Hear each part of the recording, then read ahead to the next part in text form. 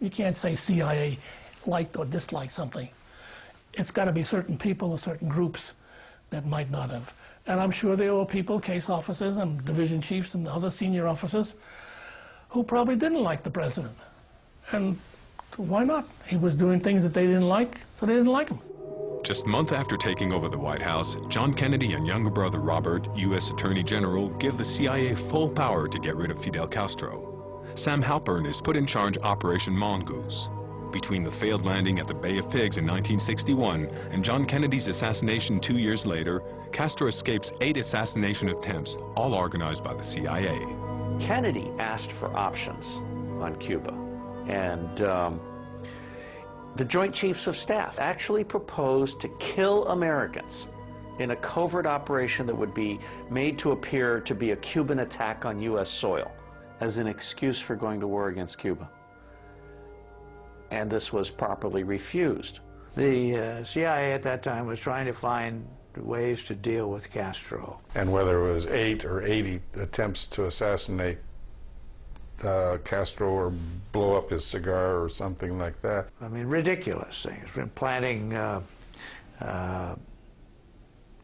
itching powder in his beard, you know, it was just, these were very feckless kinds of things they were thinking about in order to try to weaken his position. I think there were 20 or 30 attempts against Castro. I think 8 sounds a little better. I mean, 25, nobody's that lucky. I mean, somebody's, I mean, sooner or later. But, you know, Kennedy was obsessed with Castro, Robert Kennedy. I'm not sure which one was the pusher more than anybody else. We dealt mostly with Bobby rather than with Jack. John F. Kennedy knew about everything. Robert Kennedy knew about everything. I could never figure it out what made them so anti-Cuba. The only thing I could think of was their own feelings, their own egotism. Here was a problem they couldn't solve, and they never ran up against a problem they couldn't solve.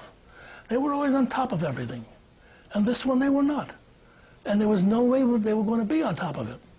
So everybody along the way, including the entire U.S. government, had to help them get over this problem. John Kennedy is having a hard time keeping Allen Dulles and the CIA in line. The agency is fast becoming a state within the state. As each new attempt to oust Castro fails, Allen Dulles becomes increasingly intractable. He launches a propaganda campaign against Kennedy, blaming him for all the CIA's failures since the bungled Bay of Pigs operation. And he's absolutely beside himself. He wishes he could tear the CIA down. He was so angry, a month before he died, he said, I want to take the CIA and take it apart board by board and scatter it to the winds. Did you ever see any pieces of CIA? I have never seen any pieces of CIA anywhere. CIA has never been smashed to pieces by anybody. But the agency attempted to stay out of the limelight to a considerable extent. It began under Kennedy. Bob McNamara was his agent for doing it. He decided to remove them and replace them with men of the left. That's what Kennedy did to the CIA. I watched it. I was there. John Kennedy decides to curtail the CIA's power and get rid of its powerful chief, Allen Dulles, who is forced to resign. Kennedy, flanked by Dulles, names a discreet but effective little man named John McCone as new CIA director. Allen Dulles is furious about what he calls his firing. He embodied the CIA for 10 years. The agency was his creation.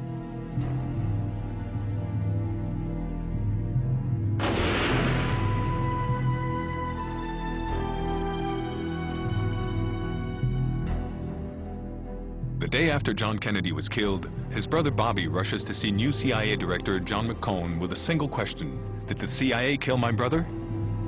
The question came up after the assassination in November '63 of the president. Yes, Bobby Kennedy asked John McCone, is there anything there? The brother's got a right to ask those questions. It's nothing unusual. Why shouldn't he? He should ask questions. He didn't know. He wanted to be sure. And that's a human question for one man to ask, did you kill my brother? Why not? McCone would never admit to that. No head of the CIA is going to admit that there was an involvement with the assassination of a president. Why would a CIA chief want to kill a president? President fires him, then he hasn't got any. Then the guy doesn't have any tools anyway to kill a president. What would be the purpose? To show he didn't like the president? The president knows that by now. New American President Lyndon Johnson charges the Warren Commission with getting to the bottom of the Kennedy assassination.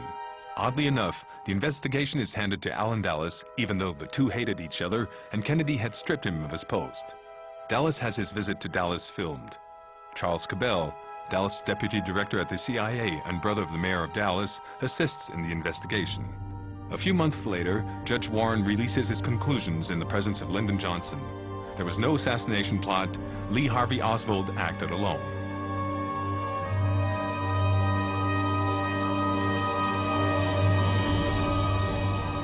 Allen Dulles did his best to sabotage the Warren Commission, I think. If you don't want anything to come out of the commission, then it's not strange. You know, I think it was done on purpose.